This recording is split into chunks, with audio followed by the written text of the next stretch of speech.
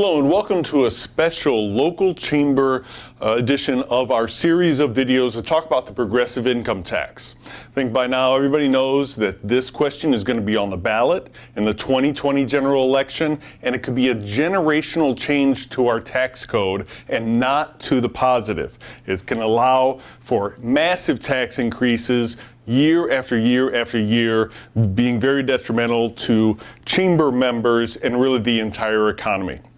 Let me point out we've got a new website we just launched, chambersagainst.tax.com.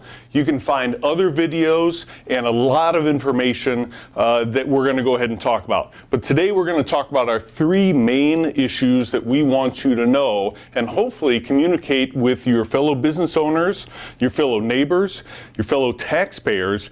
These are the three key things we think really make a difference and drive home the point that this is terrible future for Illinois if this constitutional amendment actually passes. So we're asking for a no vote.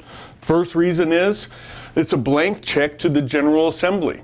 The General Assembly could have tied additional revenue to any of these priorities. Education, property tax relief. We all know that we're the second highest property taxes in the nation. The General Assembly could have provided for property tax relief in this amendment. They don't do so.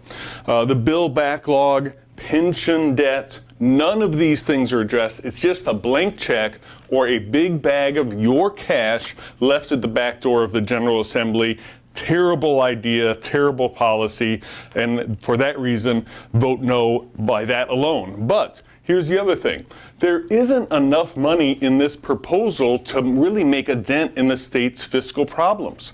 This little sliver of blue, these are the folks that are going to go ahead and see a tax increase under the Democrats' current plan. It's very small number of people, as you can see. But the notion is that if you make $500,000 a year or up to $1 million a year and beyond, you are not going to stick around to pick up that tab. That means that the tab for the tax increase is going to be paid for by everybody else who pays a tax return. So the notion that this tiny little sliver of taxpayers is going to take care of Illinois' fiscal problems is ridiculous. Finally, I want to go ahead and make the point that Illinois already has a fair tax. Constitutionally guaranteed. We have a flat rate that everybody pays the same rate.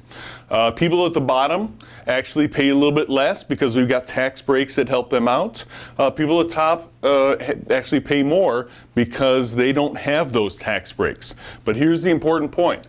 1% pays 25% of the entire income tax burden of the state of Illinois. The top 20%, 1%, 19% of top earners pay 2/3 of income taxes paid by taxpayers in the state of Illinois. That means 80% of taxpayers only pick up 1/3. And like I said, the low end of that already gets more tax breaks. The high end gets no tax breaks, and it's really important to know that the current flat tax is the fair tax, and we ask you to join with us in our coalition, chambersagainst.tax.com, and get out there, talk to your neighbors, talk to your customers, talk to your members, and tell them that vote no is the only way to go in the general election on this ballot question. Thank you.